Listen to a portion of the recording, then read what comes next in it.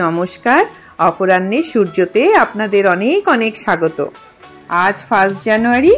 আমরা তো তমলুকে প্রত্যাশা রিসর্টে আছি কাল থেকে। আগের ব্লগে তো আপনারা দেখেইছেন। তো শুনলাম কাছাকাছি একটা সতী মায়ের মন্দির আছে, যেটা নাকি সতী মায়ের 51 পীঠের মধ্যে একটা পীঠ। এখানে নাকি মায়ের হাঁটু পড়েছিল। খুব জাগ্রত এই মন্দির, যদিও এর কথা আগে কোনোদিনও শুনিনি। তো ভাবলাম 1 জানুয়ারি সকাল সকাল এখানে পুজো দিতে আসি। ও বাবা, এসে দেখি কয়েক হাজার মানুষ ভোর 4টে থেকে লাইন দিয়ে আছে। দেখেই তো থমকে গেলাম। আশেপাশের মিষ্টির দোকানগুলোতে খবর নিলাম, শুনলাম ভোর 4টের থেকে নাকি সব 6-7 ঘন্টা লাইন দিয়ে পুজো দিচ্ছে। আমাদেরও পুজো দিতে গেলে মোটামুটি সন্ধে হয়ে যাবে। থমকে গেলাম কিছুক্ষণ, তারপর দূর থেকে মাকে প্রণাম করে আর সকলের মঙ্গল কামনা করে চলে এলাম। মনটা একটু খারাপ হলো ঠিকই, কিন্তু ভাবলাম মা হয়তো আবার যাতে এখানে আসি তার সুযোগ করে দিল। মায়ের পুজো দিতেই আবার একদিন অবশ্যই আসব। আবার আসার ইচ্ছা নিয়ে প্রত্যাশা রিসর্টে ফিরে যাচ্ছিলাম। যেতে যেতে এই জনস্বাস্থ্য কৃষি ও কুটির শিল্প মেলা দেখতে পেলাম। নেমে পড়লাম, একটা রাউন্ড দিয়ে আবার ফিরে গেলাম প্রত্যুষা গেস্ট হাউস অ্যান্ড রিসর্টে। একটা বেশ মিনিংফুল ভিডিও কাল করেছিলাম, আগের ব্লগে দেখাতে ভুলে গেছিলাম, তাই আজকে ব্লগে অ্যাড অন করে দিলাম। দেখুন। হ্যাঁ, সূর্যটা গাছের মধ্যে ঢুকে গেছে, অপরাহ্নের সূর্য। এই হচ্ছে আমার অবস্থা, অপরাহ্নের সূর্য। আমি এটা এই যে আমরা এসে গেছিলাম প্রত্যাশা গেস্ট হাউসে। খুব সুন্দর জায়গাটা তমলুকে। মা কেমন লেগেছে বলো? আমার তো ভীষণই ভালো লেগেছে। এখন ফিরতে মনই চাইছে না, কিন্তু আবার তো যথারীতি যেতেই হবে, মনটা অফ করেই যেতে হবে। কিন্তু সত্যি এই দৃশ্য যেন যতই দেখবো ততই ভালো লাগছে, আর দেখারও শেষ নেই। মাসি কেমন লেগেছে? ভীষণ ভালো। এই দৃশ্য সত্যি দেখা যায় না, যেটুকুনি দেখেছি সেটুকুনি মন ভরে গেছে, আর কিছু চাই না।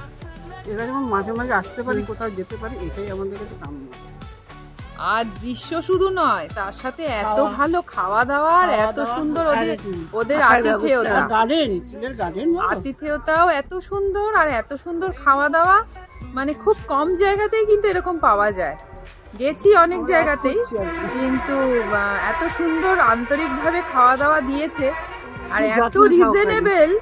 মানে কি বলবো, এই টাকায় যে এইভাবে হয়।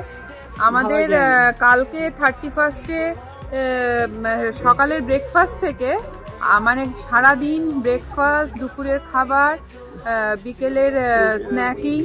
বিকেলের স্ন্যাকিংয়েও খুব ভালো ভালো ছিল, রাতের ডিনার, আজকের সকালের ব্রেকফাস্ট, তারপরে চা কফি তো আছেই, লাঞ্চ, আর হচ্ছে এবার বিকেলে চা দিয়ে এইবার আমরা বেরিয়ে যাব।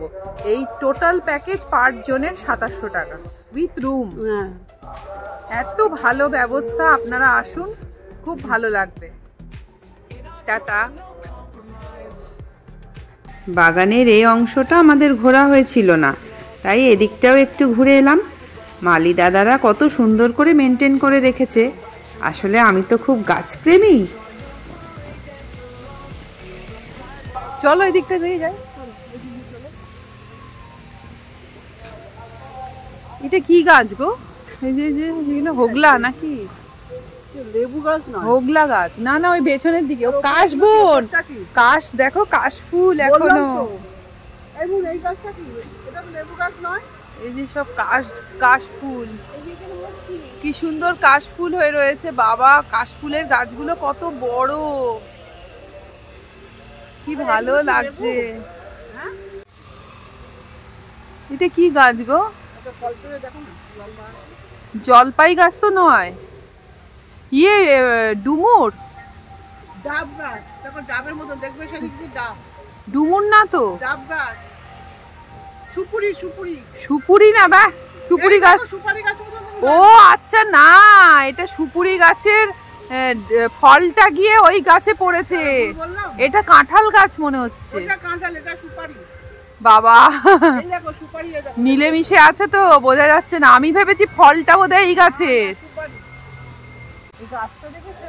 এই গাছটা কি গাছ গো? এটা তো সুপুরি না, এটা মনে তাল গাছ, তাল গাছের মতন মনে হচ্ছে।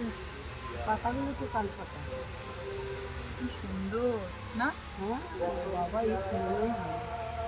আর কি যত মেইনটেইন করে গাছটা না। এই আমাদের রুম ওইটা ছিল। হ্যাঁ, তো বারান্দায় একবার এসছো? হ্যাঁ, ওই পরের ব্যালকনিটা, ওই যে ওইটা। এইটা কাদের? তো এইটা কাদের? এটা তো অন্য কারোর ছিল। তোমাদের পেছনে পরেরটা। হ্যাঁ, খুব সুন্দর। এই আজকের ব্লগটা 2025-এ আমার ফার্স্ট ব্লগ।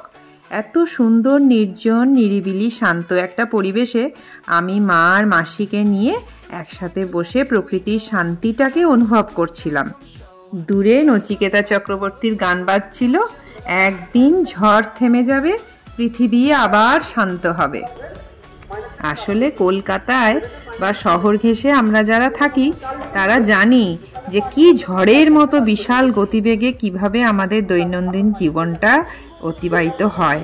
সেই ঝড়ময় জীবন থেকে একটু শান্ত পৃথিবীর খোঁজে এসব জায়গা আমাদের বেছে নিলে কিন্তু মন্দ হয় না। আমরা তাড়াতাড়ি রওনা হয়ে যাবার জন্য ওখান থেকে চাটা খেয়ে বেরোইনি। ভাবলাম কোলাঘাটে নেমে শেরে পাঞ্জাব থেকে চাটা খাবো। দেখুন অবস্থাটা। এই চলো চলো, আমার হার্ট অ্যাটাক হয়ে যাবে। মানুষ বাইরে এসেও খেয়ে যাচ্ছে। এর থেকে তো পার্ক স্ট্রিট বেটার। কি মজা! কিন্তু মেলাতেও এরকম ভিড় হয় না। আননেসেসারি এই গলিতে ঢুকলাম। এটা কি গো? এটা শেরি পাঞ্জাবে একটা হোটেল খুলে দিয়েছে। বাবা, এটাকেও কি সাজিয়েছে? এটা সাধারণ ধাবা, সেইটাকে কিভাবে দেখে দেখে দেখে দেখে যেহেতু এদিকে কিছু ছিল না একটা টাইমে। তবে রান্নার শেরে পাঞ্জাবের তন্দুরি দারুণ। দারুণ হোক, কিন্তু এরকম মানে ভিড় লাগিয়ে খাওয়ার মতো কিছুই না। এগুলো ক্রেজ, থেকে আমার সিমলা বিরিয়ানি অনেক বেটার। এগুলো ক্রেজ। 1 জানুয়ারি বলেই এত ভিড় ছিল। এমনিতে কোলাঘাটের এই শেরে পাঞ্জাবে সব সময় অল টাইম ভিড় থাকে। সেটা আমরা আগে যখন দীঘা গেছি বা মন্দারমণি গেছি তখন দেখেছি। তা আজকেও হবে, এটা খুবই স্বাভাবিক ছিল। যাই হোক, আমরা এই চায়ের দোকানগুলো পরপর অনেকগুলো ছিল, সেখানে দাঁড়ালাম, কারণ চাটা সেই সময় খুব চাহিদার একটা বিষয় ছিল। কারণ সারাদিন ঘোরাঘুরির পর সবাই টায়ার্ড, আর মাথাটাও আমার খুব ব্যথা করছিল।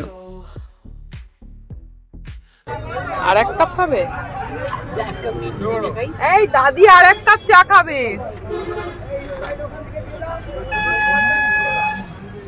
হ্যাঁ, খুব সুন্দর চা তো। দাদি 2 কাপ চা খালো। চাটার কাপটা দেখো।